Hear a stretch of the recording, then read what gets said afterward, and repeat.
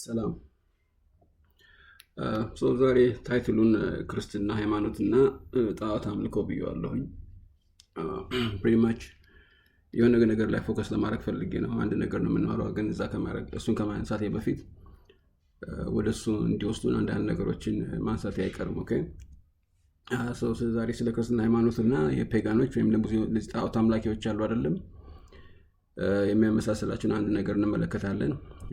ለምን ከፔጋኖች ጋር የተመሳሰሉ ምልክቶች ክርስትና ሃይማኖቶች ውስጥ እናያለን። ኦኬ አንዱ የምናየው ነገር ምንድነው? ከፔጋኖች ጋር የተመሳሰለ ነገር ምንድነው? ክሪስማስ ወይም ደግሞ ገና ይባላል አይደለም። አሁን ክርስቲያኖች ገናን ክርስቶስ የተወለደበት ቀን ነው የሚሉት። በመጽሐፍ ቅዱስ ላይ ስታነቡ ክርስቶስ የተወለደበት ጊዜ እረኞች ውጪ ነበሩ። ውጪ እንትን ያደረጉ ነበር፣ ከብት እየጠበቁ ምናምን ነበር ማታ ላይ እና መላእክቱ መጥቶ ሲያናግራቸው ገስዋል ውጪ ነበሩ። እንግዲህ እስራኤል ያለችው ኖርዘርን ሄሚስፌር ውስጥ ነው። በጣም ያን ጊዜ ማለት ነው እዚህ ዲሴምበር ላይ በጣም ቀዝቃዛ ነው። ቀዝቃዛ ስለሆነ ያን ጊዜ እረኞች ውጪ አያድሩም። ወደ ቤታቸው ወደ ሀገራቸው ነው የሚመለሱት፣ ወይ ደግሞ ወደ ሰፈራቸው ነው ወደ ቤታቸው ነው የሚመለሱት እና ያ ነገር ክርስቶስ ከተወለደበት ጊዜ ጋር እንትን አይመሳሰልም። ሁለተኛ ነገር እንትን ኮከቦች ምናምን ነገር ይታዩ ነበረ። እነዚህ ሰባ ሰገል የሚባሉት ኮከብ ተከትለው መጡ ይላል። እንግዲህ በዊንተር ጊዜ እንደዛ ነገር ማየት አይቻልም፣ ቢካዝ ደመና ነው የሚሆነው ሰማዩ። ስለዚህ ከዛ አንጻር የምናከብረው ክርስቶስ የተወለደበትን ቀን ወይም ደግሞ ገና የሚከበረው ክርስቶስ የተወለደበት ቀን ሳይሆን ዊንተር ሶልስቲስ ይባላል። ከፔጋኖች ጋር የተያያዘ ነገር ነው። ለዛ ነው የክሪስማስ ትሪ ምናምን ዛፍ የሚያደርጉበት ከዛ ጋር የተነሳ ነው። ቢካዝ ያ የውድለን ጋድ ይባላል ወይም ደግሞ ፓን ኦሳይረስ ብዙ አይነት ስም አለው። ከሱ ጋር የተያያዘ ነገር ነው። ቢካዝ እነሱ ከዛ በኋላ ምንድነው የሚመጣው ወደ እንትን እየሄዱ ናቸው። ይሄ ፀሐይ በኖርዘርን ሄሚስፌር ላይ ለ3 ቀን ጠፍታ ከዛ ተመልሳ ትመጣለች። እንደዛ የሚባል ነገር አለ እና ሶስተኛው ቀን ላይ እንደዛ ላይ በ25 ይጀምሩ በ23 ይጀምሩና በ25 አካባቢ ምናምን ያቺ ፀሐይ ትወጣለች። ከዛ ጋር ነው የሚያያይዙት ክሪስማስን ማለት ነው። ዲሴምበር 25 ነው ብዙ ጊዜ የሚከበረው። ስለዚህ ክሪስማስ ከዛ ጋር የተያያዘ ነው። ለዛ ነው እንትን ይሄ ዛፉን እንትን ዲኮር የሚያደርጉት። ያ ከክርስትና ሃይማኖት ጋር ምንም ያገናኘው ነገር የለም። ግን ኤቭሪ ቤት ብትገቡ እንደዛ ነገር አለ። ጊፍት መሰጣጣት ምናምን ነገር ያም ከዛ ጋር የተያያዘ ነገር አለ። ከፔጋኖች ጋር ወይም ደግሞ ጣዖት አምላኪዎች ጋር የተያያዘ ነገር አለ እና ያ ነገር ምንም ከክርስትና ሃይማኖት ውጪ ነው። መጽሐፍ ቅዱስ ላይም አይሉም። እንደውም አክቹሊ መጽሐፍ ቅዱስ ላይ በጣም ይወቅሰዋል።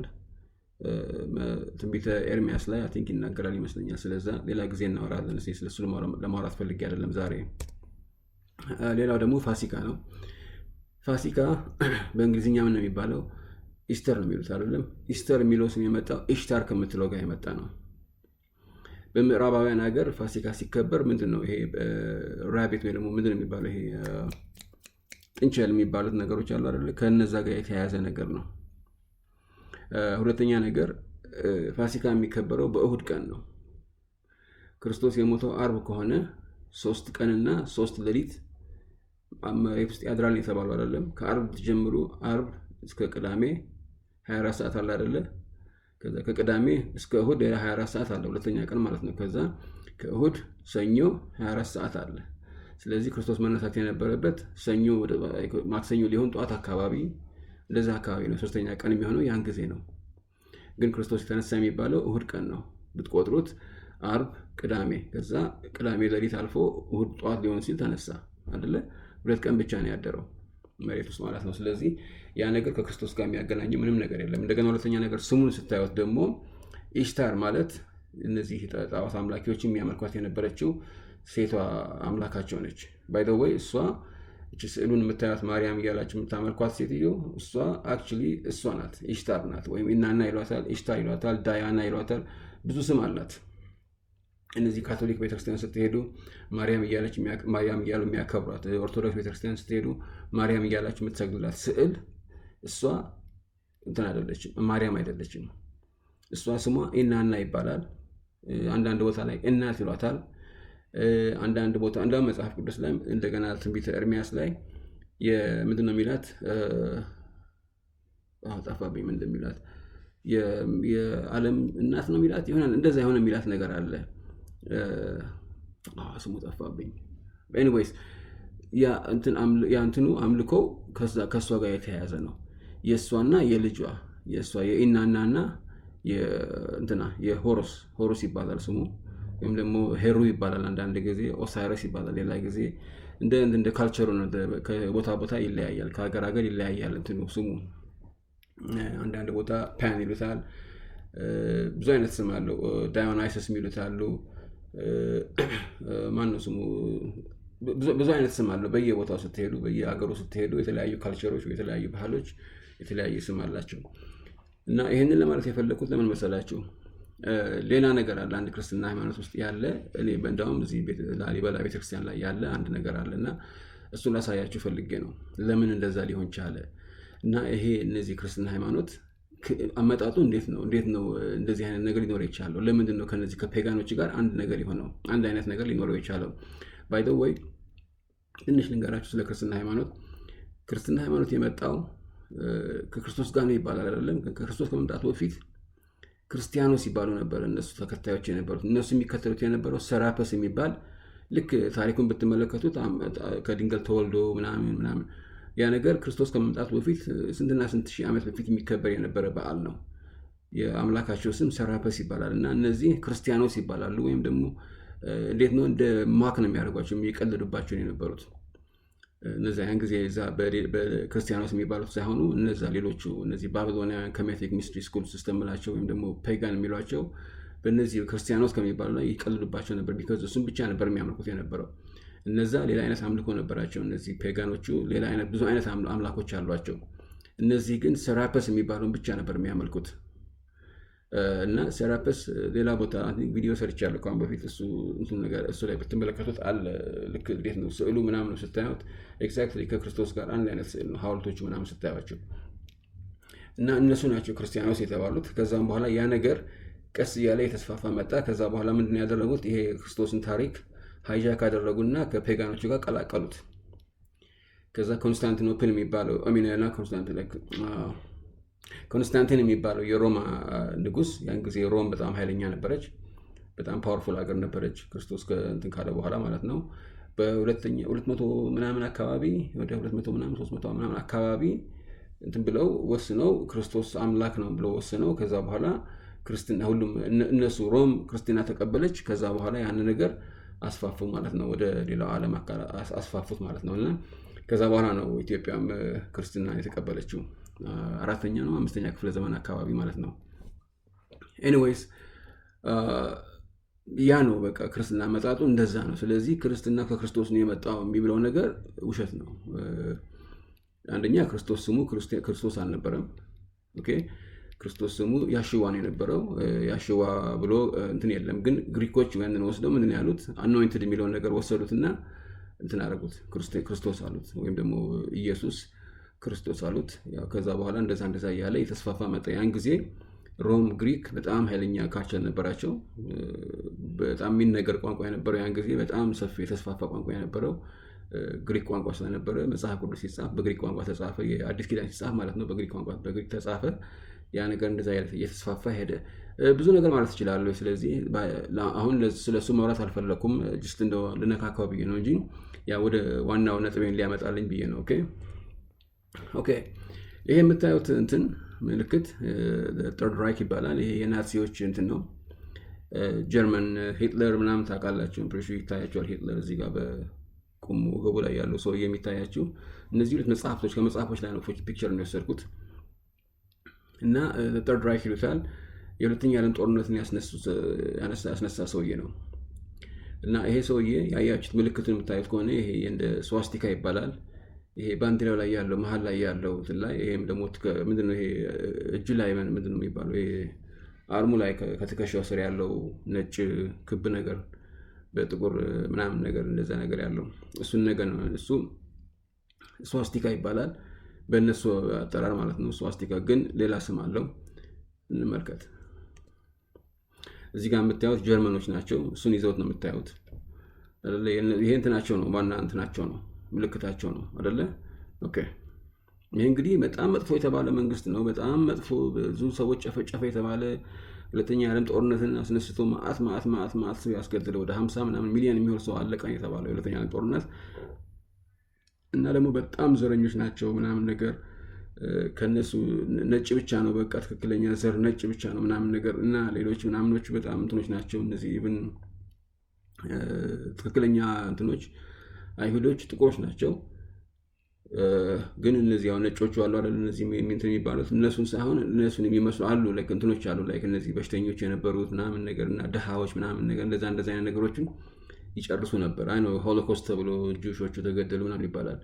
እሱ ተጋኖ የተወራ ወሬ ነው። አብዛኛው የተገደሉት ግን እነዚህ ፖላንድ ውስጥ የነበሩ እነዚህ ኢየሱስን የሚቀናቀኑ የነበሩ ሰዎች እነዚህ እንትኖች ምንም ጂፕሲ የሚባሉ አሉ።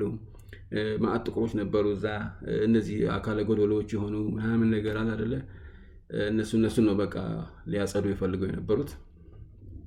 ኤኒዌይስ የዛ አይነት ሲስተም የነበረው እንትን መንግስት ነው እና ይሄን የተጠቀሙ ምልክቱ ምናምን ስታዩት ለምን እንደተጠቀሙ ይገርማቸዋል። በኤኒዌይስ እንቀጥል። እዚህ ጋር የምታዩት እሱን ነው። እሱ ሂትለር ሳይሆን ይሄ የእሱ እንትን የነበረው ጉብሩል ነው ምናምን የሚሉት አንድ እንትናቸው ነው። እዚህ የኦርቶዶክስ ቄስ ነው እንትን የሚለው ያለው። ኦኬ ይሄ ደግሞ ቡዳ የሚባለው ወደዛ ወደ ኦሪየንታል አካባቢ ወደ ቻይና፣ ታይላንድ ምናምን ስትሄዱ፣ ኮሪያ ምናምን ስትሄዱ የሚመለከው አምላካቸው ነው። ቡዳ ይባላል። ተመልከቱ ሆዱ ላይ ያለው ደረቱ ላይ ያለውን ነገር ተመልከቱ። ተመሳሳይ ነገር ያለው ሆዱ ላይ ደረቱ ላይ እናየዋለን። በኋላ አጠገብ ላጠገብ አድርገን እናየዋለን። ኦኬ ያ ነገር አለ እንግዲህ። ይሄ ከጀርመን እንግዲህ ታውቃላችሁ ነጭ ናቸው ምናምን ነገር። ይሄ ደግሞ አሁን የምታዩት ደግሞ የቡዳ ወደዚህ ወደ ቻይና ምናምን ነገር ባይ ዘ ወይ እነሱ መጀመሪያ ላይ ጥቁር ነበሩ። ከዛ ወዲህ እየነጡ ከዚህ ነጮች እንትን እያደረጉ እየወረሩ ሲሄዱ ምናምን ነገር እየተቀላቀሉ ምናምን እየነጡ መጡ እንጂ ኦሪጂናሊ ጥቁር ነበሩ። እና ተመልከቷቸው። እነዚህ እንግዲህ የቡድስት ሃይማኖት እንትን ነው ምልክት ነው። ኦኬ ያው ታዩታላችሁ እዚህ ጋር ከኋላ እዚህ ጋር የምታያቸው ቡዳ ምናምን ነገር እዚህ ህንዶችም ይጠቀሙታል። እንደ ሴትዮዋ ይዘዋለች ታያላችሁ። ይሄ ደግሞ የቻይና ምናምን ነገር ነው። አፍርጋት ስሙም እንደሆነ ጠፋብኝ። እና እነዚህ የምታያቸው ደግሞ ስዋስቲካዎችን የምታያቸው ይኸውና ከላይ ያለው ፖላንድ ናቫሆ ማለት እነዚህ ላቲን አሜሪካን አገር የነበሩት እነዚህ ኔቲቭ አሜሪካን የሚሏቸው የእነሱ ምልክት ነው። ቲቤት ደግሞ ያው ወደ እነዚህ ወደ ታይላንድ ቻይና አካባቢ ነው። ፔሩ ደግሞ ታውቃላችሁ ፔሩ ላቲን አሜሪካ ነው። ኦኬ ይሄ እንግዲህ የድሮ የነበረ ምልክት ነው እና በየቦታው አለ፣ ዓለም ላይ በሙሉ አለ። እሱን ላሳያችሁ ፈልጌ ነው። ትራሽያን ይሄ አምናሽ የትኛው የት እንደሆነ አንግሎ ሳክሰን እነዚህ ነጮች ምናምኖች ናቸው። ኮሪያ አለ፣ ከዛ ደግሞ ኢራን አለ። ኦኬ ኢራን እንግዲህ እስላም ነች የምትባል ሀገር ነች አይደለ? ግን ይሄ ምልክት አለ እዛ። ኮሪያም እንደነገርኳችሁ ቡዳ ነው። አንግሎ ሳክሰን እንግዲህ የሚባሉት እነዚህ አውሮፓ ምናምን በብዛት ምንድነው ነው የሚሉት ክርስቲያኖች ነን የሚሉት አይደለም። ግን ተመልከቱ ይሄ ምልክት አለ። እንዳልኳችሁ ፖላንድ ራሱ ክርስቲያን በጣም ክርስቲያን ያለበት ሀገር ነው የሚባለው። ተመልከቱ። ናቫሆ ደግሞ በጣም ለየት ያለ ሃይማኖት ያላቸው ሀገሮች እንትኖች ሰዎች ናቸው። ናቫሆ ማለት አንድ የኔቲቭ አሜሪካን እንትን ነው ትራይብ ነገድ ነው እነሱ ናቸው። ፔሩም ደግሞ ላቲን አሜሪካ የነበረ እነዚህ ምንድናቸው የሚባሉት እነዚህ ኢንካስ ነው ማናቸው ኢንካዎች ናቸው ምናምን የሚባሉ የነበሩት እነዚህ ሰው ሳክሪፋይስ የሚያደርጉ የነበሩት የእነሱ እንትን ነው። እና በዓለም ደረጃ ነው የምታየው። ይሄ በቃ በየቦታው ነው ተሰራጭቶ የምታዩት ይሄንን ምልክት። ኦኬ ይሄም እንድታዩት ብዬ ነው። ሴም ቲንግ ነው። እዛ ከታች ያለውን ተመልከቱ። የሚቀጥለው ላይ በደንብ ትልቅ ስዕል አለ። ይኸውላችሁ ይሄ ላሊበላ ነው። ይሄ ምልክት ላሊበላ ውስጥ ምንድን ነው የሚያደርገው? ይኸውላችሁ ዳርና ዳር አሉ አይደል? እነዚህ ምልክቶች ታዩታላችሁ አይደለም? ዳርና ዳር አለ። አንዱ መሀል ላይ ያለው ኤክስ ነው። ዳር ያለው እሱ ነው። እዛም በኩል ያለው እሱ ነው። ለምንድን ነው ይሄ ምልክት ላሊበላ ላይ ያለው? ላሊበላ የክርስቲያን ሃይማኖት ከሆነ ለምንድን ነው ይሄ ነገር እዛ ላይ ያለው? እሱ ነው ዋና ነጥቤ። እኔ ማውራት የፈለኩት ስለሱ ነው። እና የላሊበላ የክርስትና ሃይማኖት እንትን ነው ወይስ ምንድን ነው? ይሄ ምልክቱ ላይ የምነግራችሁ ምልክት የፔጋኖች ወይም ደግሞ ጣዖት አምላኪዎች ምልክት ነው። ሰንዊል ይሉታል። ወደኋላ መለስ በሌላችሁ ይሄ የምታዩት ክቡ ነገር የምታዩት ከዛ የመጣ ነገር ነው። በቀኝ በኩል ያለውን ቀኝ ያለውን ስትመለከቱ ምንድነው ክብ ነገር አለ አይደለ? ከዛም በኋላ እነዛ መስመሮች ታያላችሁ ውስጥ ክቡ መሀል ያሉ መስመሮች እነሱ እንትን ነገር እንደዚህ ዜድ ነው እንደዚህ የመሰለ ነገር አላቸው አይደለም። ከነሱ ሁለቱን ወስደው ነው እና ይሄ ነገር ምን ይባላል? ሰን ዊል ይባላል። ሰን ዊል ደግሞ እንትን የሚባለው ከሰን ወርሺፕ ጋር የተያያዘ ነገር ነው። ሰን ወርሺፕ ወይ ደግሞ ፀሐይን አምልኮ ከሚለው ነገር የመጣ ነው። ኦኬ። እና እነዚህ ስዕሉ ላይ የምታዩት ክብ ነገር የምታዩት ምንድነው? እነዚህ 12ቱ እንትኖች 12ቱ ምልክቶች ወይም ደግሞ ሳይንስ ይሏቸዋል። የሰዎች እንትን ምንድነው ኮከብ ነው የሚሏቸው። አማምና ሹሪ በአማርኛ ምን እንደሚባሉ አላውቅም። ግን እነዚህ ኤሪስ፣ ፒሲስ ምናምን፣ አኳሪየስ ምናምን፣ ሳጂቴሪየስ ምናምን እያሉ የተወለዳችበት ወር አለ አይደለ? እሱ ጋር እያያይዙታል። ከዛ በኋላ እናንተ እንደዚህ እድላችሁ እንደዚህ ነው ምናምን እያሉ አሁን እዚህ ሀገር እንደሚያደርጉት አላውቅም። ግን አሜሪካን ሀገር አምናሹ አሜሪካን ሀገር አይ ቲንክ አሜሪካን ሀገር በጣም ይደረጋል፣ በብዛት ይደረጋል።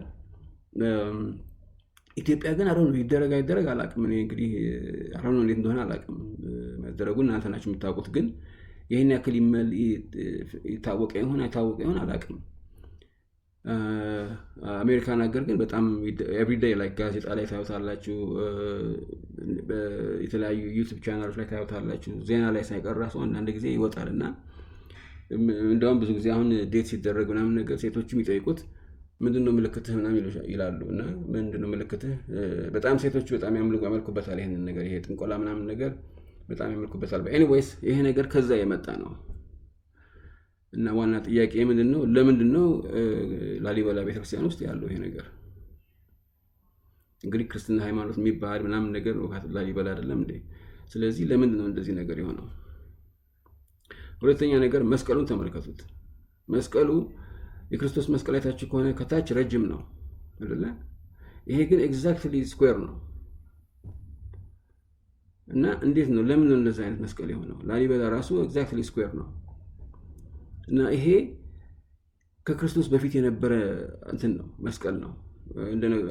መስቀል ታሪክ የምታውቁ ከሆነ መስቀል በፊት ከክርስቶስ በፊት የነበረ ነገር ነው። እኔ እንደውም ለምን ክርስቲያኖች መስቀል አንጠልጥላችሁ እንደምትዞሩ አላውቅም። ቢካዝ ክርስቶስን በሽጉጥ ቢገሉት ሽጉጥ አንጠልጥላችሁ ልትዞሩ ነው? ክርስቶስ እርግጠኛ ነኝ መስቀል ሲያይ ነው የሚለው እንጂ ደስ የሚለው ነገር ያለው አይመስለኝም። በፎር ሳም ሪዝን የእሱ የተገደለበትን ነገር እንትናችሁ ትዞራላችሁ። ክርስቲያኖች አንገታችሁ ላይ አስራችሁ ትዞራላችሁ። ባይ ዘ ዌይ ከእናንተ በፊት ክርስትና ከማምጣቱ በፊት ያ ነገር እንደዛ ነበረ፣ በደንብ እንትን ይደረግ ነበር። እና ይሄ ነገር ይመለክ ነበር፣ ይሄ መስቀል ይመለክ ነበር። ይሄ አሁን ይሄ ስዋስቲካውም ደግሞ እንደዛው ሰንዊል ይባላል ወይ ሰንዲስክ ይባላል። ከዛ የመጣ ነገር ነው። እና ለምንድን ነው ላሊበላ ውስጥ ያለው? ወይስ ደግሞ ላሊበላ ኦሪጂናሊ የክርስትና ሃይማኖት ቤተ መቅደስ አልነበረም? ሲሰራ የተሰራው ለፔጋን አምልኮ የጣዖት አምልኮዎች ነበር የተሰራ እንትን ነው። ማኑመንት ልክ እንደ አክሱም ማለት ነው። አክሱም ይሄ እንትን አለ አይደለ? የፒለሩ እሱ አሁን ከክርስትና ሃይማኖት ጋር ምንም የሚያገናኘው ነገር የለም። ቤተክርስቲያን ራሱ አክሱም ጽዮን ቤተክርስቲያን መጀመሪያ የነበረችው ለክርስትና ሃይማኖት ጋር የተያያዘ ምንም ነገር የላትም። በኋላ ላይ ነው የተቀየረችው። ክርስትና ሃይማኖት ሲመጣ እነዚህ ነገሮች መቀየር ተጀመረ። እና ለምንድን ነው እንደዛ ነገር ያለው? እነዚህ ቄሶች ውስጥ ለምንድን ነው ይሄንን ነገር የማይቀይሩት? ለምንድን ነው ይሄን ክርስትና ነገር የማያወጡት? ይህንን ነገር አይተውት የፔጋን ነገር ወይም ደግሞ እነዚህ ጣዖት አምላኪዎች ምልክት ከሆነ ለምንድን ነው የማይሰብሩት እና እንትን የማይሉት ወይም የማይሸፍኑት? ለምንድን ነው የተውት እስካሁን ድረስ? ያው እንድታዩት ቢሆን በደንብ እንድታዩት ቢሆን እቺ አበሻ ሴት ታዩታላችሁ፣ ከላይ ያን ነገር ታዩታላችሁ፣ ምልክቱን ታዩታላችሁ። እስቲ ላሊበላ ነው ይሄ። ከዛ ቄሱን ተመልከቱት፣ የያዘውን መስቀል ተመልከቱ። ቄሱ መስቀሉ መሃል ላይ ይሄ ምልክት አለ። ኦኬ፣ መስቀሉ መሃል ላይ ይሄ ምልክት አለ። ለምንድን ነው ይሄ ነገር ያለው? ለምንድን ነው ይሄ ነገር ያለው? እነዚህ የምታዩቸው ቦታዎች በሙሉ ቤተክርስቲያን ውስጥ ናቸው። ኦኬ፣ የመጀመሪያው የሆነ ሜዲቫል ክሮስ አት ላሊበላ ቸርች ኢትዮጵያ ላሊበላ ውስጥ ነው ይሄ ቄስ እንግዲህ ያሉት። ኦኬ፣ ከዛ በኋላ hooked cross seen on the floor of a church in Tampico, Mexico። ይሄ ደግሞ ሜክሲኮ ውስጥ ነው። ቀጥሎ ያለው ስዕል ደግሞ የሜክሲኮ መሬት ላይ ያለ ነው፣ ቤተክርስቲያን ውስጥ ማለት ነው። የቤተክርስቲያኑ መሬት ማለት ነው። መግቢያው እንትኑ ምንድን ነው የሚባለው? ይሄ ምንጣፍ ነገር እንደዛ ነገር ነው ያለው። ከዛ ደግሞ ማሴዶኒያ የሚባል አለ። በጣም የክርስቲያን ሀገር ነው። እዛ ደግሞ ይሄ ነገር ታዩታላችሁ። ኦኬ ሞዛይክ ፍሎር ይሄ ምንድን ነው የሚባለው? በዚህ በጠጥር ነው የሚባለው ነገር በሱ የተሰራ ነገር ነው። ኦኬ ከዛ ደግሞ ይሄ ደግሞ እስራኤል ውስጥ ነው። መጨረሻ ላይ ያለው እስራኤል ውስጥ ነው። እና ይሄም ደግሞ ቤዘንታይን ቸርች ይባላል። የዛ ፍሎሩ ይሄ ነገር አለበት። ለምንድን ነው ይሄ ነገር ክርስትና ቤተክርስቲያን ውስጥ ያለው? እሱን ልጠይቃችሁ ፈልጌ ነው። የምታውቁ ካላችሁ መልስ ስጡኝ። አይነው መስቀል እንዳልሆነ እናውቃለን። ይሄ ነገር መስቀል አይደለም። ለምንድን ነው ይሄ ነገር ያለው? እና መጀመሪያ ክርስትና ከመምጣቱ በፊት ፔጋኖች ይጠቀሙት ነበር፣ ጣዖት አምላኪዎች ይጠቀሙት ነበረ። ለምንድን ነው ክርስትና ሃይማኖት ተከታዮች የቀጠሉት? ቄሶቹ ምናምኖቹ ለምንድን ነው የሚቀጥሉት? ለዚህ ነገር ለምን አያጠፉትም? እሱን ልጠይቃችሁ ፈልጌ ነው። ኦኬ አንድ ላይ ላድርገው ብዬ ነው። ኦኬ እንድታዩት ተመሳሳይነታቸውን እንድታዩት ብዬ ነው። ኦኬ እንግዲህ ቡዳ የሚባለው እምነት የጣዖት አምልኮ ከሆነ እነዚህ ህንዶች፣ እነዚህ ቻይናዎች ምናምን ታይላንድ ምናምን ስትሄዱ እነዚህ እንደዚህ አይነት ቴምፕሎች አሉ። እዛ እየሄዱ ሻማ ያፈራሉ ምናምን፣ አበባ እንትን ይላሉ፣ ይወረውራሉ ምናምን ነገር፣ እጣን ምናምን ያጨሳሉ ምናምን። ይሄ ሰውዬ ፊት ለፊት ማለት ነው። ይሄ ሰውዬ ያመልኩታል፣ አክቹዋሊ በጣም ያመልኩታል። እና እሱ ሰውዬ ላይ ደረት ላይ ያለው ነገር ኢትዮጵያ ቤተክርስቲያን ቤተ መቅደስ ላይ አለ። ለምንድን ነው?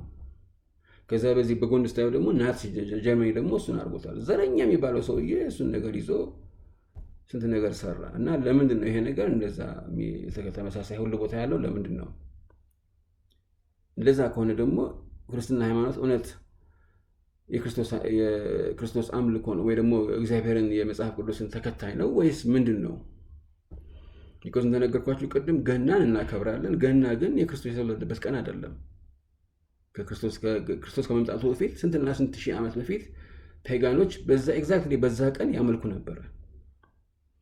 ከዛ ሮም ክርስትና ሲቀየር ወደ ክርስትና ስትቀበል፣ ሮም የምትባለው ሀገር ክርስትና ስትቀበል እነዚህ በዓሎች ግን በዛው ቀጠሉ። ቢካዝ ከክርስትና በፊት ምን ነበረ? ሮም ፔጋኖች ነበሩ። ስለዚህ ያንን ሃይማኖታቸውን ያንን በዓላቸውን ማጥፋት አልፈለጉም። ስለዚህ ክርስቲያኖች ሆኖም እንኳን ያንን በዓል ግን በዛው ቀጠሉ፣ ያከብራሉ፣ ያመልካሉ።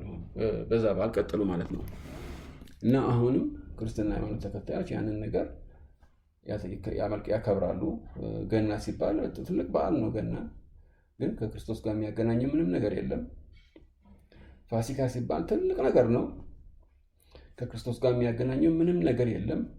40 ቀን ጾም ራሱ ሲባል በጣም ነው የሚገርማቸው። አሁን እንዴት ገና አለ አይደለ? ገና ከተወለደ እንትን በኋላ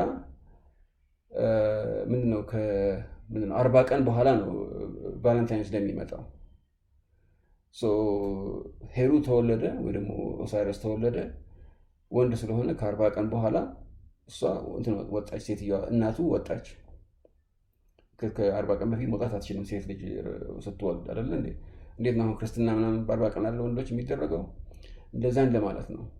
ከዛም በኋላ እንትን ደግሞ ፋሲካ ከመምጣቱ በፊት ደግሞ ለ40 ቀን እንትን አለች፣ አለቀሰች፣ ጾመች፣ አለቀሰች። ማን? እናቱ። ማን የምትባለው? እናና ወይም ደግሞ ኢሽታር። ከዛ በኋላ ምንድን ነው የሆነው? በመንፈስ ጸንሳ ተወለደ ማለት ነው። ለዛ ነው እሱ ከእሷ ጋር አንድ ላይ ተቃቅፈው እንትን የሚደረገው። እና ኢስተር የሚባለው ለዛ ነው። ኢስተር የሚለው ኢሽታር ከሚለው ጋር አንድ አይነት ነገር ነው። እና እሱ ማለት ደግሞ የሴትዮዋ ስም ነው እንጂ ከክርስቶስ ጋር ምንም የሚያገናኘው ነገር የለም። ግን ክርስትና ሃይማኖት ተከታዮች ያመልኩታል፣ ያከብሩታል ያንን ነገር። እና ለምንድን ነው? እና ይህንን የሚጠይቅ ሰው የለም ወይ? ለምንድን ነው ሰው ሁሉ በጨለማ የሚሄደው? የእውነት ክርስቲያኖች ነን ካላችሁ ሁላችሁም ክርስቲያኖች ነን የምትሉት ለምንድን ነው ይህንን ነገር የማትጠይቁት? ለምንድን ነው በጨለማ የምትሄዱት? ብዙዎቻችሁ አውቃለሁ ቫለንታይንስ ዴይ እንደምታከብሩ አውቃለሁ አይደለ? ቫለንታይንስ ዴይ በጣም መጥፎ ቀን ነው። መስዋዕት የሚሰዋበት ቀን ነው። ሰው የሚሰዋበት ቀን ማለት ነው። የቀይ ነገሩ ደም ነው፣ የደም ምልክት ነው። ብዙዎቻችሁ ግን ቀይ ሮዝ ይዛችሁ መጣችሁ፣ ቀይ ልብስ ለብሳላችሁ ምናምን ነገር ምንም እንትን እንኳን አይገባችሁም። ትንሽ እንኳን መጠየቅ እንኳን አልፈለጋችሁም። ጀስት በቃ አራዳ የሆናችሁ ይመስላችኋል። ወይም ደግሞ ከሴት ጋር ለመተኛት ወይ ደግሞ ሴቷ ደግሞ ከወንድ ጋር በቃ ሴክስ ለማድረግ ምናምን እሱ ነው የሚታያቸው። ግን አብዛኛዎቻችሁ አጋራንቲዩ መስቀል አንገታችሁ ላይ አድርጋችሁ እሁድ ቀን ቤተክርስቲያን ሄዳችሁ ምናምን ነገር ጻድቅ ነን ብላችሁ የምታወሩ ናቸው አብዛኛዎቻችሁ። ተመልሳችሁ ግን የመጥፎ መጥፎ መጥፎ መጥፎ ቀን ፔጋኖች የሰው ልጅ መስዋዕት የሚሰዉበት ደም የሚያፈሱበት ቀን ግን በደንብ አድርጋችሁ ታከብራላችሁ። የፍቅረኞች ቀን ይባላል። ምንም የፍቅረኞች ቀን አይደለም። ምንም ነገር ከፍቅረኛ ጋር የሚያገናኘው ምንም ነገር የለም። እነዚህ ካምፓኒዎች ናቸው፣ እነዚህ ፖስት ካርድ ምናምን ካምፓኒዎች ናቸው እንደዛ እያሉ ህዝቡ ላይ የሚጫወቱት። ገዝ በጣም ብዙ ብር ይገኝበታል። ህዝቡ ደደብ ስለሆነ ህዝቡ አብዛኛው ምን መጠየቅ ስለማይፈልግ በቃ እንደዛ እያደረጉ እንትን ያደርጋሉ፣ ይጫወቱበታል። ስንት ነው የተባለው? ወደ 90 ምናምን ቢሊዮን ብር እኮ በአንድ ቀን ውስጥ የሚያገኙት እነዚህ ፖስት ካርድ ካምፓኒዎች። ቸኮሌት ምናምን በጣም ነው የሚገርማቸው። አይ ነው ኢትዮጵያ ውስጥ ተጀምሯል ነው የሰማሁት። ቫለንታይንስ ዴይ ታንክስ ጊቪንግ ይደረጋል ሰምቻለሁ። ሃሎዊንም እዚህ አሜሪካን ሀገር ያከብሩታል። ሃሎዊን ብዙ እንትኖች የተለያየ ልብስ ለብሰው ምናምን ነገር ያከብሩታል ብዙዎች አበሾች ማለት ነው። እና ለምንድን ነው ይሄ ነገር እንደዚህ የሚደረገው? ክርስቲያኖች ነን ብለን ካወራን ወይ ደግሞ ካወራችሁ እኔ እንኳን ክርስቲያን አይደለሁም፣ ግን እናንተ ክርስቲያኖች ናቸው ብላችሁ ካወራችሁ ለምንድን ነው ይሄንን እዚህ ሰይጣናዊ የሆነ ነገሮች የምታደርጉት? ለእምነታችሁ ግድ አይሰጣችሁም ወይ? ወይስ ደግሞ ለክብራችሁ ግድ አይሰጣችሁም ወይ? እስከ መቼ ድረስ ነው ዝም ብላችሁ በጨለማ የምትሄዱት? አጋራንቲዩ እኔ ላይ ኦርቶዶክስ ሁኑ ጴንጤ አሮን ኬር የፈለጋችሁትን ብጠይቃችሁ እርግጠኛ ነኝ ፓስተሩና ቄሱ ከሚነግሯችሁ በስተቀር መጽሐፍ ቅዱስን ቀና ብላችሁ አታዩትም። በጣም ጥቂት ናቸው መጽሐፍ ቅዱስ የምታነቡት በስነ ስርዓት። ስታነቡ ደግሞ ምንድን ነው የምታነቡት? ፓስተሩ የነገራችሁ አንዱ የነገራችሁን ነገር እችን ጥቅስ እዚህ ጋር ታነባላችሁ፣ እዛች ጥቅስ እዚህ ጋር ታነባላችሁ፣ እዛ ጥቅስ ከዚህ ጋር ታነባላችሁ። ከዛም በኋላ ኦኬ እንደዚህ ያለ እዚህ ጋር እንደዚህ ይላል፣ እንደዚህ ለካስ እንደዚህ ነው።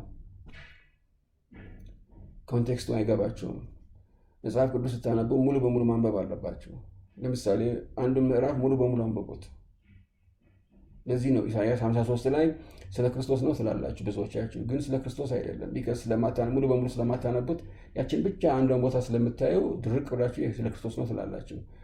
ኢሳያስ 7:14 ድንግል ትወልዳለች የሚለው ላይ ምንም በቀደም የሰራሁት ቪዲዮ ማለት ነው። ምንም ስለ ድንግል አያወራም ቦታው፣ ግን እናንተ ግን ድርቅ ብላችሁ ያ ስለ ክርስቶስ ነው ስላላችሁ። ቢካዝ ምንም ማንበብ ስለማትፈልጉ የተቀረው ማንበብ ስለማትፈልጉ። እና ለምንድን ነው በጨለማ የምትሄዱት? ይሄ ነገር እኮ ዘላለማዊ ህይወታችን የመሰለ እንትን የሚል ነገር ነው፣ የሚነካ ነገር ነው። እግዚአብሔር አምላክ የቀልድ አምላክ አይደለም። በዚህ እንደነምላችሁ ክርስቶስ ሞቶልኛል እና ክርስቶስ ከፍሎልኛል ምናምን ነገር ሲያምራችሁ ይቀራል። ብቻ ታዩታላችሁ፣ መጨረሻ ላይ ታዩታላችሁ። ክርስቶስ ራሱ አላቃችሁም ሄዱ ከዚህ ካጠገብ ጥፉ ሲላችሁ እናንተ የእግዚአብሔርን ህግ የምትክዱ የአባቴን ህግ የምትክዱ ጥፉ ካጠገቤ ነው የሚላችሁ።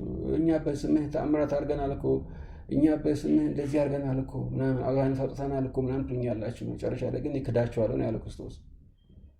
ለምን እንደዚያ ይመስላችኋል? ያው ክርስቶስ ኢየሱስ ስለምትሉ ብዬ ነው እኔ። መጨረሻ ላይ እንደዛ ብሎ ይክዳቸዋል። ማን ነው በክርስቶስ ስም አጋንንት የሚያወጣው? ክርስቲያኖች ናቸው። ማን ነው በክርስቶስ ስም ፈውሰናል የምትሉት? ማን ናቸው? ክርስቲያኖች ናቸው። እስላም እንደዛ ሲያደርግ አላውቅም እኔ። አይሁዶች እንደዛ ሲያደርጉ አላውቅም እኔ። ፔጋኖች እንደዛ ሲያደርጉ አላውቅም። በኢየሱስ ስም እያላችሁ የምትጮሁት እናንተ ናቸው። ከአምላክ እግዚአብሔር ይልቅ ኢየሱስን የምታመልኩት እናንተ ናቸው። ኢየሱስ እግዚአብሔር ነው የምትሉት እናንተ ናቸው። ኢየሱስና እግዚአብሔር አንድ ናቸው የምትሉ እናንተ ናቸው። ብላስፈመስ የሆነ በጣም አስጸያፊ ንግግር ነው ያ ንግግር። ይገዝ መጽሐፍ ቅዱስ ስለማታነቡ ዝም ብላችሁ እንደ በግ አንድ ቦታ ሄዳችሁ አንዱ ገንዘብ መሰብሰብ አራዳ የሆነ ፓስተር ይለፈልፍላችኋል። በቃ እናንተ ያንን ሰምታችሁ በቃ ተባረክን ብላችሁ ትመጣላችሁ። ጠለቅ ብላችሁ መጽሐፍ ቅዱስ ብታነቡ ግን እግዚአብሔር አምላክ ሲነግራችሁ ምንድን ነው የሚለው? እኔ ሰማይና ምድርን የፈጠርኩት ለብቻዬ ነው፣ አጠገቤ ማንም አልነበረም፣ እኔ ብቻ ነኝ እያለ ይነግራችኋል። ከእኔ በቀር አምላክ የለም፣ ከእኔ በቀር አዳኝ የለም።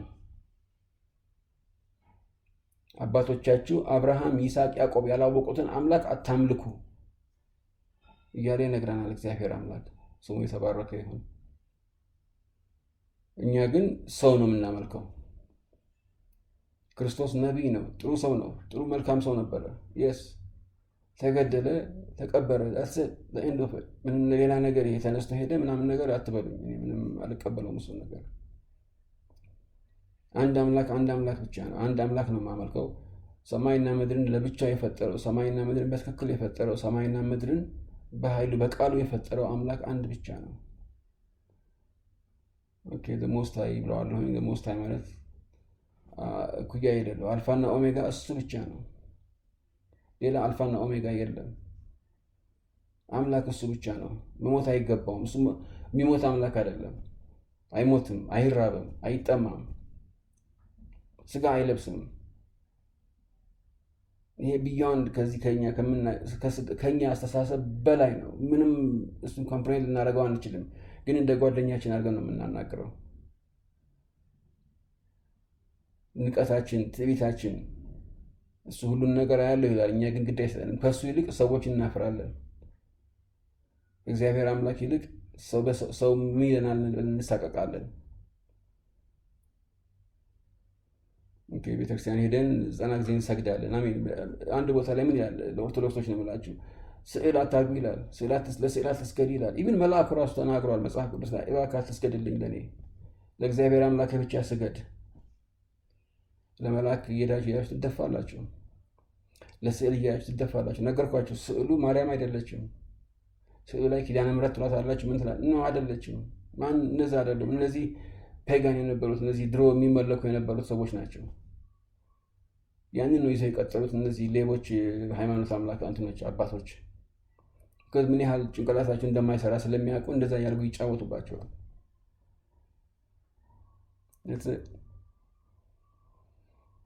ካቶሊክ ሀገር ስትሄዱ፣ ካቶሊክ ሃይማኖት ጋር ስትሄዱ፣ ቫቲካን ምናምን ስትሄዱ ቤተ መቅደሱን ተመልከቱት። እባብ ነው የሚመስለው።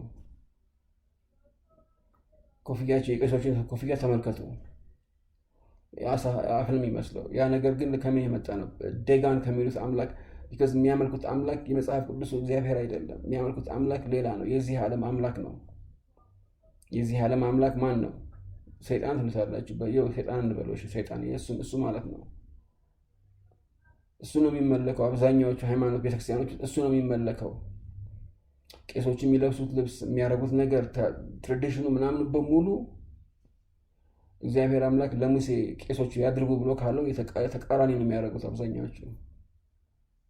ቤተ መቅደስ ውስጥ እዛ መጽሐፍ ቅዱስ ላይ ያለው ቤተ መቅደስ ውስጥ የሚደረገው ነገር አይደለም በብዛት የሚደረገው። ሙሴ የጻፋቸው መጽሐፍቶች ያሉ 5 መጽሐፍቶች፣ የመጀመሪያዎቹ ኦሪት ዘፍጥረት ብሎ ከዛ እስከ ኦሪት ዘዳግም የሚለው ጋር እነሱ ናቸው የተሰጡን ህጎች። ከዛ ውጭ መውጣት የለብንም። እዛ ቦታ ላይ ክርስቶስ የለም። እዛ ቦታ ላይ አንድ አምላክ ብቻ ነው ያለው፣ እግዚአብሔር የሚባለው አምላክ እሱ ብቻ ነው። ሰማይና ምድርን የፈጠረው እሱ ብቻ ነው። ከእሱ በቀር ሌላ አምላክ የለም። ሌላ አምሳያ የለውም፣ እኩያ የለውም እግዚአብሔር አምላክ። እናንተ ግን ዞር ብላችሁ ክርስቶስ ከእግዚአብሔር እኩል ታደርጋላችሁ። ሰው የተራበ የሞተ ሰው ከክርስቶስ እኩል ታደርጋላችሁ፣ ከእግዚአብሔር አምላክ እኩል ታደርጋላችሁ። ብላስፈምስ ነገርኳችሁ። ብታምኑኝ ባታምኑኝ ያለው ሪሊ ጊበሽ ምንም አይመስለኝም። የማውቀውን አውቃለሁ። እንደናንተ ክርስቲያን ነበርኩ። ስንት ዓመት ደንብ አድርጌ መጽሐፍ ቅዱስ እንትን ብያለሁ። ግን መጽሐፍ ቅዱስን በዕብራይስጥ ማንበብ ስጀምር እና ይሄ ክርስቲያን ተርጓሚዎች የተረጎሟቸው አንዳንድ አሳስቶ ያስገባቸውን ቃላቶች በዕብራይስጥ ኦሪጂናልን ቋንቋ ሳየውና ሲገባኝ ነቅቼ ወጣሁ። ከክርስትና ሃይማኖት ወጣሁ። አሁን ይሁዳነት ልኛ አይደለሁም። አይሁድ አይደለሁም። አይሁድንም አልቀበላቸውም። እስላም አይደለም። እስልምናን አልቀበልም። ካቶሊክ አይደለም። ካቶሊክን አልቀበልም። ሃይማኖቴ ምንም ሃይማኖት ይሄ ነው የሚባል ሃይማኖት የለኝም። ግን እግዚአብሔር አምላክ ለሙሴ የሰጠውን መጽሐፍ እከተላለሁ። እነዛ ላይ የተጻፉት ህጎችን በሙሉ እከተላለሁ እና ብሉይ ኪዳን ተከታይ ነኝ። ብሉይ ኪዳንን ሙሉ በሙሉ እከተላለሁ። በተቻለኝ መጠን እዛ የተሰጡትን ህጎች 613 ህጎች አሉ። ከዛ ውስጥ ለወንዶች የሚመለከተውን አደርጋለሁ፣ እከተላለሁ። ለወንዶች ማለት ያው ወንዶች የሚመለከተውን ማለት ነው። ያው ሰንበትን አክብር የሚላል እንደዚህ እሱን እከተላለሁ። ለምንድን ነው እንደዛ ያደረኩት? ቢካዝ ነገርኳችሁ፣ ነቃሁ፣ አየሁት፣ ክርስትና ሆኜ አየሁት፣ ከክርስትና ሃይማኖት ወጥቼ አየሁት። ሌላ ብዙ ነገር ቁርአን አንበብኩኝ ምናምን ብዙ ነገር አጠናሁ። ለመጨረሻ ላይ ወደ መጽሐፍ ቅዱስ ተመለስኩ። መጽሐፍ ቅዱስ ስመለስ ግን ብሉይ ኪዳን ላይ ብቻ ተመለስኩኝ እና መጽሐፍ ቅዱስ ሁል ቀን ነው የማነበው። ማንበብ ስላችሁ ዝም ብዬ እንደ መጽሐፍ አይደለም፣ አጠናዋለሁ እና እድሜ ልካችሁን ብታጠኑት አያልቅም መጽሐፍ ቅዱስ ብሉይ ኪዳኑ ብቻ። ከዛ አንዳንዶቹ በቅኔ ነው የሚናገሩት። በጣም አስገራሚ የሆኑ ንግግሮች ናቸው እዛ ላይ ያሉት እና ያንን ነገር አንደርስታንዲንግ ይኖራችሁ በደንብ አድርጋችሁ ማጥናት አለባችሁ። በደንብ አድርጋችሁ ማንበብ አለባችሁ። ይሄ የዘላለማዊ ህይወታችሁ፣ ይሄ ጊዜያዊ ህይወት ነው። ይሄ የምንኖረው ኑሮ አሁን ጀስት ቴምፖራሪ ነው፣ ከንቱ የሆነ ነገር ነው፣ ጥለነው የምንሄደው ነገር ነው። ኢቭን የግብጾቹ አምላክ ነን የሚሉት የነበሩት ንጉሶች እንኳን ጥለውት ሄደዋል እና ፕሊስ ብትነቁ ጥሩ ነው። እና ፕሊስ ነገሮችን ብትሉ ብታመዛዝኑ ጥሩ ነው። ነገርኳችሁ። ይሄ ቤተክርስቲያናችሁ ላሊበላ እንግዲህ በጣም ክርስቲያኖች የሚኮሩበት ቤተክርስቲያን ነው። ኦርቶዶክሶች በተለይ የሚኮሩበት ቤተክርስቲያን ነው። ግን ይሄው የናዚና የይሁዳ ምልክት ይዛችሁ ቁጭ ብላችኋል እዛ ውስጥ። ቄሱ ራሱ የእንትን ምልክት ይዞ ቁጭ ብሏል። ቄሱ ላይ መስቀሉ ላይ ይኸውና የእሱ ምልክት አለ። እነዚህ ቤተክርስቲያኖች ውስጥ ይሄ ምልክት አለ። እነዚህ የክርስቶስ ተከታዮች ናቸው ልትሉኝ ነው? ከማን ነው ጋር ይሄ የማይመስል ነገር አታወሩ ፕሊዝ።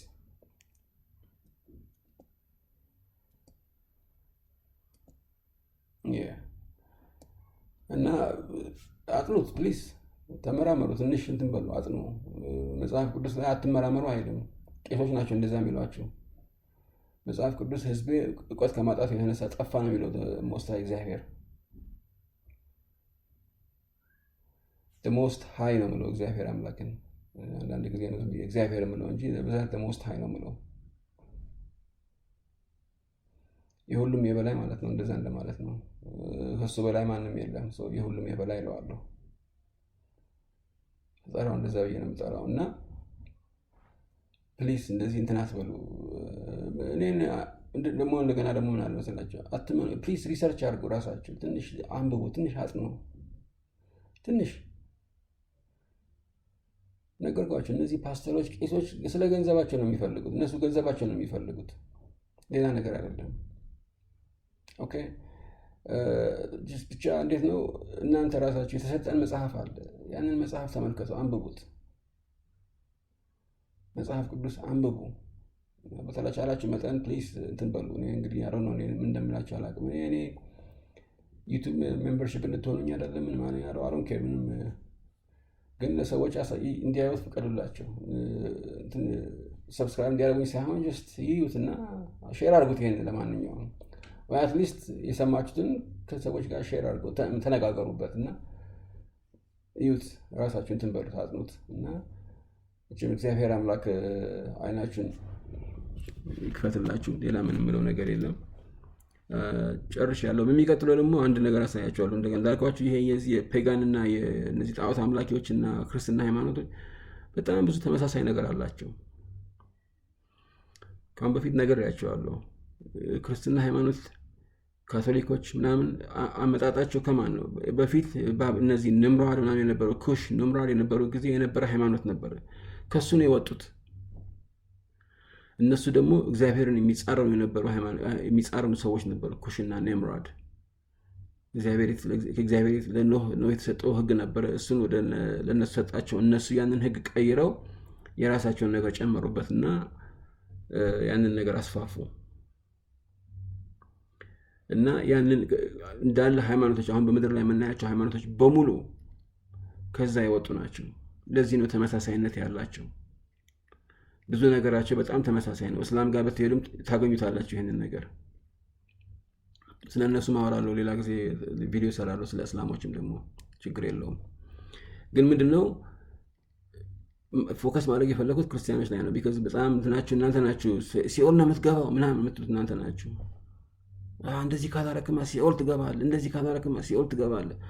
ስለዚህ መጀመሪያ እንደዛ ብላችሁ አፋችሁን ከመክፈታችሁ በፊት እዩት፣ መጽሐፋችሁን እዩት፣ አንብቡት። ምን እንደሚል መጽሐፋችሁ እዩት፣ መጽሐፍ ቅዱሳችሁ ምን እንደሚል እዩት። ሰውን ከማስደባችሁ በፊት አንደርስታንዲንግ ሳይኖራችሁ ዝም ብላችሁ ይሄ ሌባ ፓስተር በለፈለፈው ለገንዘቡ ብሎ በለፈለፈው ነገር እንትን አትበሉ። ብዙ ጊዜ አሁን በዩቲዩብ ላይ ምናምን አያለው የዚህ ቤተክርስቲያን ምናምን ነገር። አብዛኛውን ጊዜ ምንድን ነው የሆነ ፈዋሽ ሰውዬ ይመጣል ሲባል እንዳለ ቤተክርስቲያኑን ጥቅጥቅ ነው የሚለው በሰው አይደለም እንዴ? ልክ ሰውየው በቃ የራሱ ኃይል እንዳለው አድርጋችሁ ነው የምታዩት። ያ ማለት ሰው አምልኮ ነው፣ ሌላ ነገር አይደለም። ሰው አምልኮ ነው። ክርስቶስ የነበረን ጊዜም ሰው እንደዛ ነው ያደረገው። ክርስቶስ ይፈውስ ነበረ። ክርስቶስ ግን ምንድን ያለው? እኔ በራሴ አይደለም አባቴ በሰጠኝ ኃይል ነው ማድረገው ነው የሚለው እና በጣም ይጠነቀቅ ነበር እሱን እንዳያመልኩት። ነገር ግን እግዚአብሔር አምላክን እንዲያመልኩ ምንድን ነው የሚለው? እኔ የላከኝ ከኔ ይበልጣል። ለምን ጥሩ ነህ ትለኛለህ? እኔ አይደለሁም ጥሩ፣ የላከኝ ነው ጥሩ። አንድ ጥሩ ብቻ ነው ያለው በዚህ ዓለም በዩኒቨርሳችን ውስጥ እግዚአብሔር አምላክ ብቻ ነው ጥሩ።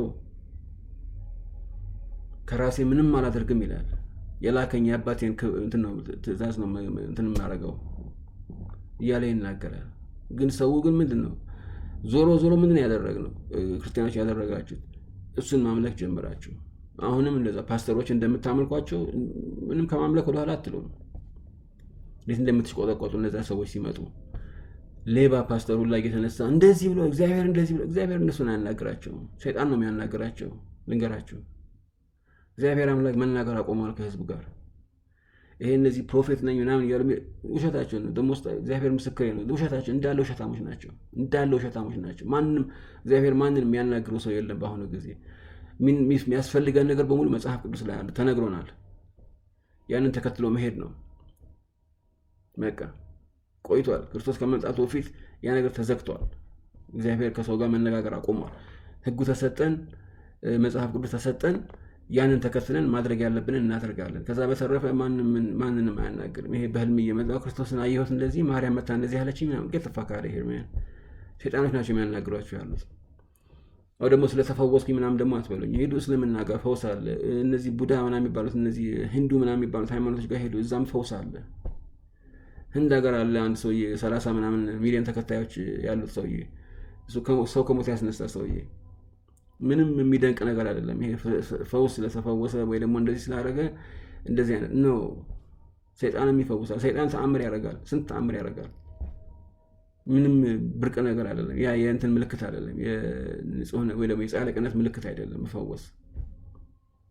ኦኬ፣ ተንበርክከህ ጸልይ፣ በስነ ስርዓት በእውነት ተንበርክከህ ጸልይ ለእግዚአብሔር አምላክ ብቻ እና እሱ ያለህን አድርግ። ትረስት ሚ ትፈወሳለህ። ስላየሁት ነው እኔ ኤኒዌይስ like I said ብታምኑኝ ባታምኑኝ I really don't give a shit። ግድ አይሰጠኝም። እኔ ግን ምንድነው መናገር ያለብኝን እናገራለሁ። because መጽሐፍ ቅዱስ ላይ እንደዛ ነው የሚለው። የምታውቀውን ነገር ካልተናገርክ የእነሱ ደም በአንተ ላይ ይሆናል ነው የሚለው ትንቢተ ሕዝቅኤል ላይ። ስለዚህ እኔ የማውቀውን ነገር እናገራለሁ። ተቀበላችሁ አልተቀበላችሁ እሱ የእናንተ ችግር ነው። ሃይማኖት አልሰብክም እኔ ኦርቶዶክስ ሆነ ቅር አላውቅም። አሮን ጴንጤም ሆነ አሮን really give a shit። ግን አጥናው መጽሐፍ ቅዱስ ምን እንደሚል አጥና። ከመጀመሪያ ጀምረህ አንብብ፣ በደንብ አድርገህ አንብብ። እግዚአብሔር አምላክ ምንድነው የሚለው? ይሄ የሰዎች ትርጉም አትይ። ይሄን ጳውሎስ የጻፈውን ምናምን ነገር አትመልከት። ጳውሎስ ራሱ ሌባ ነው፣ ውሸታም ነው። አንተ ደነግጣላችሁ እንደዛ ብዬ ስለ መጽሐፍ ቅዱስ ግን ሌባ ነው እሱ። ጳውሎስ ሌባ ነው። መጽሐፍ ቅዱስ ወንጌል የጻፉት ሰዎች ራሳቸው ሁኖስ ማንም አያውቅም ማን እንደጻፈው። እዛ ስታነቡት አንዱ ጋር በጣም የተለያየ ነገር ይጽፋል። ከዛ ግን በመንፈስ ቅዱስ ተመርተው ነው የጻፉት ይሏቸዋል። ነው አይደለም። በመንፈስ ቅዱስ የተመሩ ቢሆን ኖሮ አንደኛው ሰውዬ የተለያየ ነገር አይጽፉም ነበር። አንዱ ስታነቡት ማርያምና ምናምን ወደ መቃብር ወደ ክርስቶስ መቃብር ሲሄዱ መልአክ ላይ ወጥቶ ምናምን ከፈተው ይላል። ማርቆስ ጋር ስታነቡ እንትኑ ተከፍቶ ያገኙት ይላል። ዮሐንስ ጋር ስታነቡ እንደዛው። ለምን ነው የተለያየ አካውንት ያለው? አንዱ ከመንፈስ ቅዱስ የተሞሉ ከሆነ እነዚህ ሰዎች በመንፈስ ቅዱስ ተመርተው የጻፉት ከሆነ ያንን መጽሐፍ ለምን ነው የተለያየ ኢንተርፕሬቴሽን ያላቸው ወይም የተለያየ ኢንፎርሜሽን ያላቸው? መንፈስ ቅዱስ አንድ ነው አይደለም እንዴ? ለሁሉም አንድ ነገር ነው የሚሰጣቸው፣ አንድ ሜሴጅ ነው የሚሰጣቸው። ለምን የተለያየ ሜሴጅ ይሰጣቸዋል? ቢኮዝ መንፈስ ቅዱስ እነሱን አናግሯቸው አያውቅም። የራሳቸው ሰው እየጠየቁ ምናምን የጻፉት ነገር ነው። ወንስ ግን ሌቦች የጻፉት ነገር ነው። ለዛ ነው ያስመሰሉትን የሚሉት። አብዛኛው ነገር እዛ መጽሐፍ አዲስ ኪዳን ላይ የተጻፈው ነገር እውነቴን ነው የምላችሁ፣ እኔ ክርስቶስ የተናገረው አይመስለኝም አንዳንዱ። ቢኮዝ ታዩታላችሁ፣ መጀመሪያ የተጻፈው መጽሐፍ ማርቆስ ነው። መጀመሪያ የተጻፈው መጽሐፍ እንደው አቀማመጡን ለይተውት ነው እንጂ መጀመሪያ የተጻፈው ማርቆስ ነው። ከዛ በኋላ ወደ ስንት ነው ክርስቶስ ከሞተ ከ35 ዓመት በኋላ የተጻፈው ማርቆስ።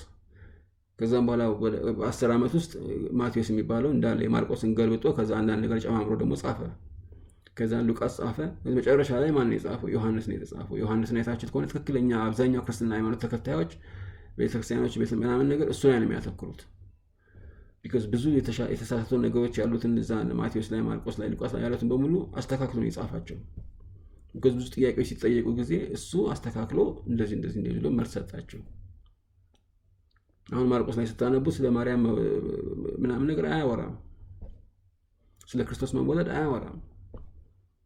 ክርስቶስ ከድንግል ተወለደ ከተባለ ተአምር ነው ከተባለ በእግዚአብሔር በመንፈስ ተወለደ ከተባለ በጣም ትልቅ ተአምር ነው እሱ አይደለም እንዴ? ማርቆስ ግን መጀመሪያ የተጻፈው መጽሐፍ ስለዛ አያወራም። ለምን አያወራም? ኢምፖርታንት ከተባለ ከዛ ማን ነው ያንን ነገር ያወራው? ይነዋት እንደዚህ ማድረግ አለብን ብሎ ማቴዎስ እንደዛ ብሎ ጻፈ። ኦኬ። ከዛ ሉቃስ ላይ ምን ተጻፈ? ዮሐንስ ላይ ብዙ እንደዛ አያወራም። እና ምን ለማለት ፈልጌ ነው? ጀስት ከመጀመሪያ ጀምራችሁ አንብቡ። መጽሐፍ ቅዱስን አንብቡት። ይሄ ብሉይ ኪዳንን አንብቡት። ኦኬ። ብሉይ ኪዳን ላይ ይነግሯችኋል። ማን እንደጻፈው ይነግራችኋል። የማ ቤተሰብ እንደነበር ይነግራችኋል። እከሌ የእከሌ ልጅ የእከሌ አባት የነበረ እንደዚህ ላይ ይነግራችኋል። እያንዳንዱ የጻፉትን ሰዎች በሙሉ ኦኬ። በዛ ነው የምታውቁት። እነዚህ የመጀመሪያ 5 መጽሐፍ ኦሪት የሚባሉትን በሙሉ የጻፈው ማን ነው? ሙሴ ነው የጻፈው። ከዛ እሱ ከሞተ በኋላ መጨረሻውን ኢያሱ ጽፎታል። ከዛ የሚቀጥለው መጽሐፍ ኢያሱ ነው የጻፈው ምናምን እንደዛ ያለ ይቀጥላል። ሩት ይጻፈችዋል፣ አስቴር ይጻፈችዋል ምናምን እንደዛ ያለ አይደለ ይቀጥላል። ከዛ በኋላ ንጉስ ሰሎሞን የጻፈዋል፣ ንጉስ ዳዊት የጻፈዋል፣ ሕዝቅኤል የጻፈዋል፣ ኢሳይያስ የጻፈዋል ምናምን ራሳቸው የጻፉት ስማቸውን ያስቀምጡት ከላይ። አዲስ ኪዳን ላይ ስትሄዱ ግን እንደዛ አታገኙም። ጳውሎስ የጻፈውን ብቻ ነው የምታውቁት። እሱም እርግጠኛ አይደለንም። 13 መጽሐፍቶች ጽፏል ይባላል፣ አንዳንድ ጊዜ 14 ይባላል። ኖባዲ ነው ማን አይታወቅም። እና ፕሊዝ አንብቡ፣ መጽሐፍ ቅዱስን አንብቡት። ይሄ መጀመሪያው ብሉይ ኪዳን አንብቡና ተረዱት። አንብቡት። እግዚአብሔር አምላክ ምን እንዳለ ስሙ። ከዛም በኋላ እሱን ካጠናችሁ በኋላ አዲስ ኪዳን ላይ ሄዱ። ኦኬ። ኤኒዌይስ ጨርሻለሁ። የሚቀጥለው ደግሞ ፕሊዝ ዶንት ጌት ኦፌንድድ። ኦኬ። ይቅርታ፣ ኦፌንድ ለማድረግ ምናምን አይደለም፣ ግን መናገር ያለብኝን መናገር ስላለብኝ ነው። ኤኒዌይስ ይህንን ነገር ለሰዎች ሼር አድርጉላቸውና የሚረዱ ይረዱ። ኦኬ። ኤኒዌይስ ጨርሻለሁ። ኦኬ። ፒስ አውት።